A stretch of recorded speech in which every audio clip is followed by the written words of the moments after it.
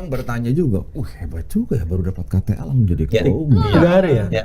3 hari atau 2 hari, 3 hari. 3 hari yang panggung mukanya, panggung belakangnya kita mau tanya, gitu kan? Apakah diantar sama siapa, datang sendiri, dijemput? Jadi ceritanya gimana si Mawar ini bisa masuk ke Tanah Abang? Namaku Mawar, bukan nama sebenarnya. Saat ini, aku sudah memantapkan hati untuk masuk ke politik. Gimana Mawar ini bisa tahu-tahu masuk dan kemudian ada di singgasana tertinggi gitu kan sebagai ketua umum Tanpa mekanisme kongres ya. Tanpa ada kongres. Siapa yang move duluan nggak deketin siapa gitu ya, siapa jatuh cinta ya. Nggak ada dua-duanya. Pokoknya cuma perjodohan cepat. Iya, di WA aja. Jadikan anakku sebagai ketua umum.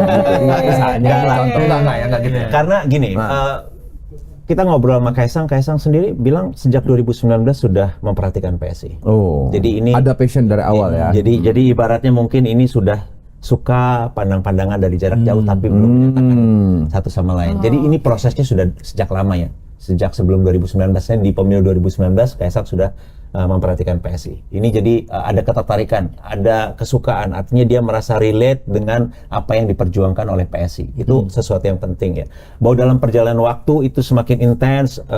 Kaisang sendiri dekat dengan Bro Giring, dekat dengan ada beberapa pengurus kita, anak-anak kita, ada William dan lain sebagainya. Itu ada komunikasi. Di situ mulai merasa bahwa oke, kelihatannya ini sama-sama nih.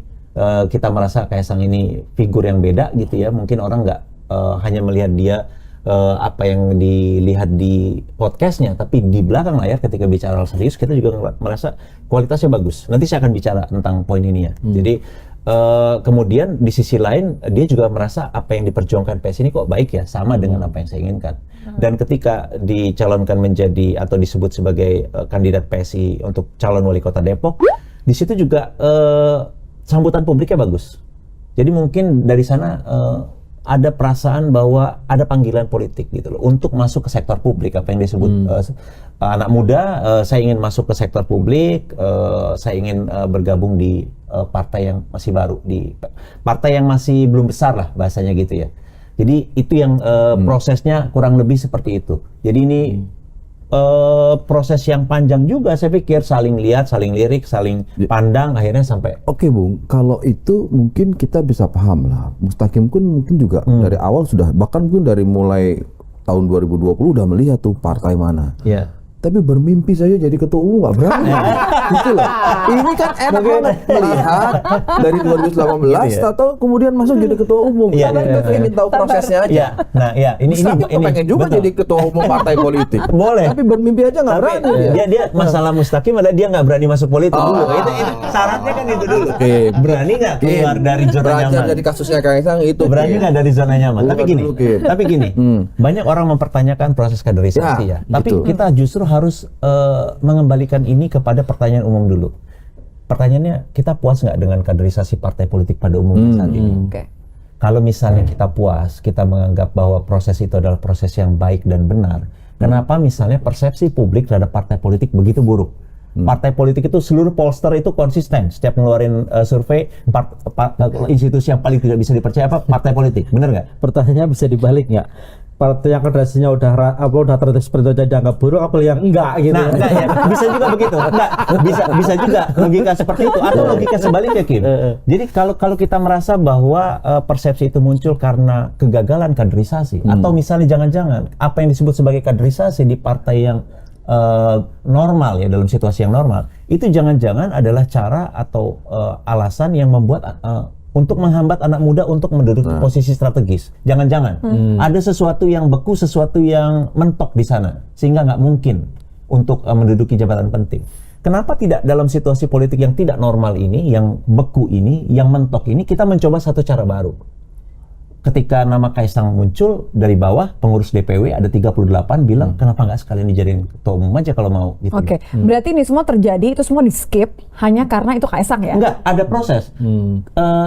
Ada pertemuan 38 ketua DPW. Di PSI itu DPW itu setingkat provinsi ya, Dewan Pimpinan Wilayah. 38 berkumpul di hari Senin siang mereka kemudian mulai muncul dan semuanya mendukung. Karena bagaimanapun Mas Kaisang ini adalah sosok populer, di sisi lain PSI memang membutuhkan sosok yang populer dan positif, terutama di kalangan anak muda. Why not kita coba sesuatu yang baru? Kenapa kita harus menggunakan cara yang lama kalau misalnya kita ada kebutuhan untuk menerima sesuatu yang baik gitu loh. Kenapa harus menggunakan cara yang lama? Ini juga mungkin bisa jadi alat refleksi bagi kita ya. Untuk melihat lagi, bener gak sih yang disebut kaderisasi partai itu harus dengan cara seperti ini yang membuat anak-anak muda justru nggak bisa masuk ke posisi penting gitu loh. Kalau kita bicara Kaisang kan tidak hanya bicara soal anak muda kan, tapi bicara figur sebenarnya kan. Kita fair lah gitu lah. Ya, level populernya Kaisang beda nggak ya. mungkin tiba-tiba masuk PSI dalam waktu 3 hari terus menjadi ketua umum. Mungkin tidak setiap anak muda di Indonesia termasuk saya misalnya. Dia aja nggak berani. Mendapatkan privilege itu gitu loh. Iya. Nah, maksud saya gini loh, PSI sebagai partai muda yang dianggap fresh di luar problem kaderisasi kan pasti mengedepankan sebenarnya lebih pada kompetensi sebenarnya. Kompetensi, kapasitas, pengalaman gitu loh. Dan di ADRT kalau saya nggak sebut, ADRT-nya PSI sendiri kan menyebutkan itu bahwa ya yang berhak jadi ketua umum adalah kader yang paripurna. Saya tidak tahu mereka paripurna itu apakah karena dia anak presiden atau apa, saya nggak tahu gitu ya. Tapi maksudku katakanlah saya tidak ingin underestimate gitu ya dengan Kaisang. Tapi setidaknya kan baru kali ini Kaisang masuk politik gitu. Kalau kita bicara dalam konteks PSI sebagai partai muda yang memang mengedepankan ide-ide, kompetensi, kapasitas. Kenapa misalnya bukan Bung Adi Budiman misalnya yang menurut saya misalnya secara pribadi layak dan saya pikir masih muda juga gitu kan dibanding sama aku mungkin ya beda dikit lah gitu loh misalnya. Tapi justru memilih misalnya Kaisang yang baru masuk politik, baru jadi anggota 3 tahun, apakah 3 hari itu cukup bisa menjadi ukuran bahwa dia adalah menjadi kader PSI yang paripurna sehingga dia layak menjadi ketua umum? Tutup mata aja itu Ada semuanya. dua hal, Kim. Yang pertama ya, di dalam politik yang beku, di dalam politik yang sedang situasinya tidak normal ini, kita butuh satu cara-cara baru gitu ya. Jadi kenapa kita tidak mencoba satu figur yang memang bisa lebih memberi harapan. Orang muda seperti Kaisang ini adalah jawaban atas itu. Kemudian yang kedua, kalau dibilang soal privilege ya, bagaimana ini disebut sebagai privilege atau cara yang instan? Kaisang ini milih partai yang suaranya saat ini baru 1,89% di pemilu yang lalu. Waktu pemilu tinggal 5 bulan. Ini bukan satu jalan yang mudah. Ini adalah satu keberanian untuk memilih PSI ini. Kalau misalnya dia bergabung di partai besar, aman pasti ya. Tapi ini PSI tinggal 5 bulan pemilu, bergabung di partai yang 1,89%, ini bukan jalan yang mudah.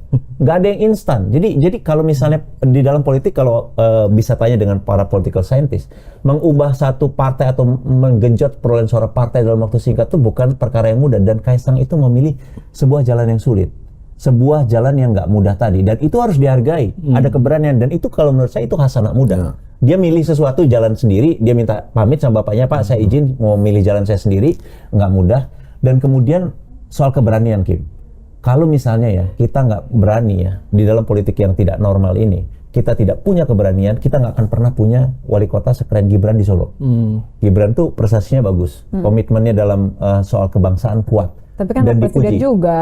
Apapun, tapi dia berprestasi dan dianggap diakui prestasinya. Statistik nggak bisa bohong bahwa kemajuan Solo di bawah Gibran itu bagus. Artinya ada keberanian. Dulu kalau masyarakat Solo tidak punya keberanian untuk memilih sesuatu yang baru, melihat politik dengan cara yang normal, mungkin Pak Jokowi nggak akan pernah kepilih jadi wali kota, nggak akan pernah jadi gubernur Jakarta atau bahkan menjadi presiden Indonesia. Jadi kalau kita sudah berkali-kali mencoba cara yang sama dan terbukti itu tidak berhasil, kenapa tidak mencari sesuatu yang baru yang bisa lebih memberi harapan?